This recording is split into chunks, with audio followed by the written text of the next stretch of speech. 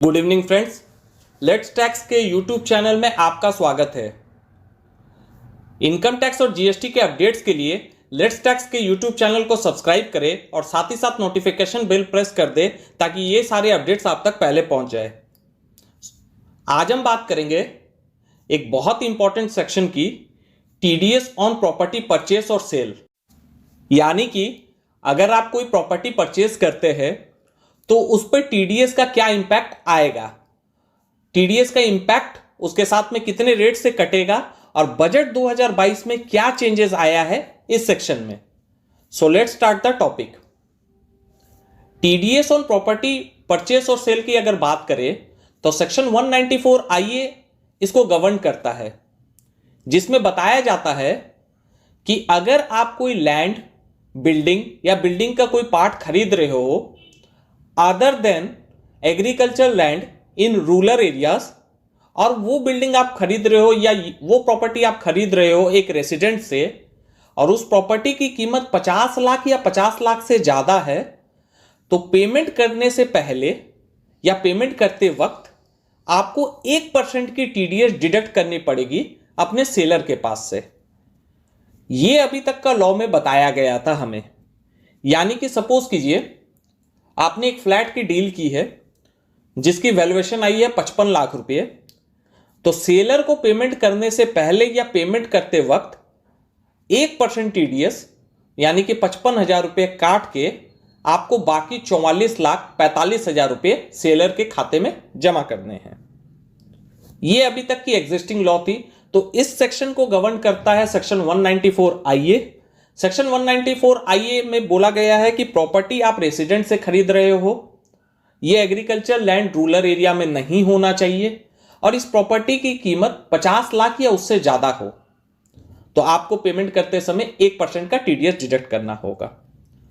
Budget 2022 इसमें एक बहुत बड़ा बदलाव लेके आया है जो कि लागू होगा 1 अप्रैल 2022 से। उसमें बोला गया है कि अभी तक आप जो कर रहे थे वो तो ठीक थी, आप अपना पेमेंट 50 लाख देखते थे, उस पर आप टीडीएस काट देते थे। अगर आपका पेमेंट 49 लाख का होता था तो सेक्शन 194 आईए गवर्न नहीं करता था, तो टीडीएस काटने की कोई इंप्लीकेशन नहीं थी। अब 1 अप्रैल 2022 से गवर्नमेंट ने इसको थोड़ा सा अमेंड कर दिया। उन्होंने बताया कि पहले हम लोग सिर्फ कंसिडरेशन को ट्रीट करते थे 50 लाख की लिमिट के लिए, अब देखा जाएगा कि कंसिडरेशन और stamp duty value which ever is higher, उस बेसिस पर आपको टीडीएस डिडक्ट करनी है। सो सपोज कीजिए कि आपने एक प्रॉपर्टी डील की, परचेस की है, जिसकी वैल्यू आपको अदा करनी है 47 लाख रुपीज, और उस प्रॉपर्टी की वैल्यूएशन एज पर स्टैंप ड्यूटी वैल्यू आ रही है 50 लाख रुपए। तो हुआ क्या, अगर हम लोग पुराने रिजाइम की बात करें तो कंसिडरेशन आपकी 50 लाख से कम थी, आप पर यह सेक्शन एप्लीकेबल नहीं हो रहा, तो सो टीडीएस काटने की कोई भी बात नहीं थी। मगर अब क्या हुआ, 1 अप्रैल 2022 से अगर आप ऐसी कोई प्रॉपर्टी खरीदना चाहते हैं जिसके लिए आपको 47 लाख रुपीस कंसिडरेशन देना है और उसकी स्टैंप ड्यूटी वैल्यू 50 लाख रुपए है, तो गवर्नमेंट ने जो अमेंड किया उसके मुताबिक यह सेक्शन आप पर एप्लीकेबल हो जाएगा, क्योंकि कंसिडरेशन और stamp duty which ever is higher. So यहां पर हायर है 50 लाख, सेक्शन 194 आईए की लिमिट ही है 50 लाख की। सो आपको टीडीएस काटना होगा एट द रेट ऑफ 1%। अब आपके मन में यह ख्याल आ रहा होगा कि टीडीएस जो 1% कटेगा ये किस पर कटेगा, 47 लाख पर या 50 लाख पर। तो जब सेक्शन को पूरा करता ही है अपर लिमिट यानी कि कंसिडरेशन और स्टैंप ड्यूटी वैल्यू, तो टीडीएस भी आपको अपर लिमिट के हिसाब से ही काटना है। तो यहां टीडीएस 47 लाख पर नहीं कटेगा, वो कटेगा 50 लाख पर, जो कि होगा 50,000 रुपये। सो कोशिश कीजिए कि प्रॉपर्टी की जो रेट है और वो स्टैंप ड्यूटी है वो बहुत ज्यादा डिफरेंस ना खड़ा करे, क्योंकि फ्रेंड आप लोग जानते हैं ऑलरेडी इसमें दो सेक्शन गवर्न करते हैं, सेक्शन 50C और सेक्शन 43CA, जिसमें 10% का गैप आप लोग कर सकते हैं स्टैंप ड्यूटी और कंसिडरेशन में। अगर इससे ज्यादा होता है तो इनकम फ्रॉम अदर सोर्स में टैक्स देना होगा और कैपिटल गेन टैक्स भी बहुत ज्यादा लग जाएगा।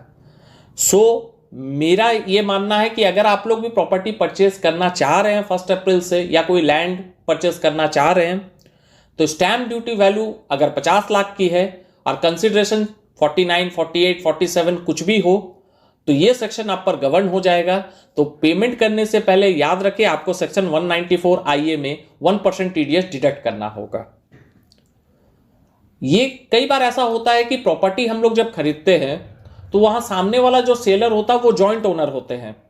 जैसे 2 लोग प्रॉपर्टी के मालिक है जिनसे हमने प्रॉपर्टी खरीदा और प्रॉपर्टी की वैल्यू आई 60 लाख की, तो हमने मिस्टर ए को भी 30 लाख दिया, मिस्टर बी को भी 30 लाख दिया। तो एज अ होल अगर देखेंगे तो 50 लाख का लिमिट पार हो गया है। तो क्या सेक्शन 194 IA एप्लीकेबल होगा? तो इसका जवाब है नहीं। 194 IA का जो लिमिट है वो चेक करने के लिए इंडिविजुअल के हाथ में कंसिडरेशन देखना बहुत जरूरी है, या फिर उसके स्टैंप ड्यूटी वैल्यू। इस केस में क्या हुआ कि प्रॉपर्टी की सपोज कीजिए स्टैंप ड्यूटी वैल्यू 60 लाख की है, हमने कंसिडरेशन भी 60 लाख दिया, मिस्टर ए को 30, मिस्टर बी को 30, तो देखा गया कि दोनों के हाथ में 50 लाख से कम मिले हैं। सो 194 IA एप्लीकेबल नहीं होगा। अब हम लोग समझते हैं कि जो TDS हम लोग डिडक्ट करेंगे 1% का, उसको जमा कब कराना है। सपोज कीजिए आप लोग अगर अप्रैल मंथ में डिडक्ट करते हैं तो आपको 30 मई तक उस TDS को गवर्नमेंट के खाते में जमा करा देना है। साथ ही साथ फॉर्म 16B में एक सर्टिफिकेट भी आपको सेलर को देनी होगी कि हमने आपका TDS जमा कराया है।